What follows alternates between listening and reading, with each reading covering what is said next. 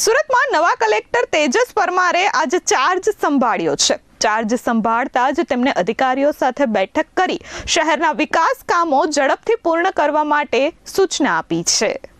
રાજ્ય સરકાર દ્વારા તાજેતરમાં કરવામાં આવેલી આઈએએસ અધિકારીઓની બદલીના ભાગરૂપે સુરત જિલ્લાના નવા કલેક્ટર અને ડિસ્ટ્રિક્ટ મેજિસ્ટ્રેટ તરીકે 2016 બેચના આઈએએસ અધિકારી તેજસ દિલીપભાઈ પરમારે વિધિવત રીતે પોતાનો પદભાર સંભાળી લીધો છે। સુરતના કલેક્ટર તરીકે ફરજ બજાવતા ડોક્ટર સૌરભ પારધીની ગાંધીનગર ખાતે સિવિલ સપ્લાય કોર્પોરેશનના ડાયરેક્ટર તરીકે બદલી થતા તેમની જગ્યાએ તેજસ પરમારની નિમણૂક કરવામાં આવી છે। વહીવટી અધિકારીઓ, વિવિધ વિભાગના વડાઓ અને કર્મચારીઓ દ્વારા તેમનું સ્વાગત કરાયું હતું। પોતાનો કાર્યભાર સંભાળતાની સાથે જ નવા કલેક્ટર સંપૂર્ણપણે એક્શન મોડમાં જોવા મળ્યા હતા। તેમણે કચેરીના ઉચ્ચ અધિકારીઓ સાથે એક મહત્વપૂર્ણ બેઠક યોજી સુરત શહેર અને જિલ્લામાં ચાલી રહેલા વિવિધ વિકાસ કાર્યો, માળખાકીય સુવિધાઓના પ્રોજેક્ટ્સ અને સરકારી યોજનાઓની પ્રગતિ અંગે વિસ્તૃત ચર્ચા કરી હતી।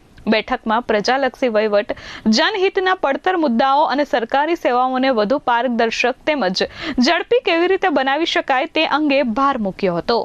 નમસ્કાર, આજે 18/5/2026 ના રોજ મને સુરત જિલ્લામાં મેં આજે વિધિવત કલેક્ટર તરીકેનો પદભાર સંભાળ્યો છે। સુરતની જે વણથંભી વિકાસ યાત્રા ચાલી રહી છે અને તેમાં મને એક ટીમ મેમ્બર તરીકે જોડાવાનો મને અવસર પ્રાપ્ત થયો છે।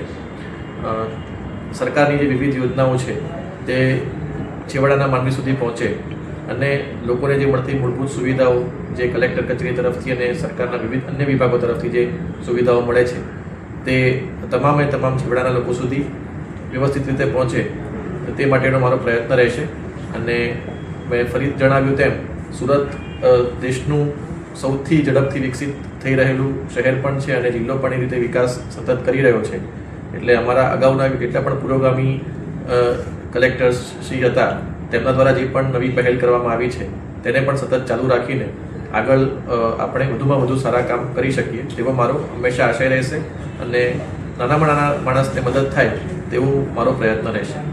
Thank you. આભાર। જય હિન્દ। નવા કલેક્ટર તેજસ પરમાર મૂળ બનાસકાંઠા જિલ્લાના પાલનપુરના વતની છે। તેમણે પોતાનો મિકેનિકલ એન્જિનિયરિંગનો અભ્યાસ સુરતની SVNIT ખાતેથી પૂર્ણ કર્યો હતો। તેઓ 2016ની બેચના આઈએએસ અધિકારી છે અને UPSCની પરીક્ષામાં સમગ્ર ભારતમાં 310મો રેન્ક મેળવી પાલનપુરના પ્રથમ આઈએએસ બન્યા હતા। Bureau report, S24 news, Surat.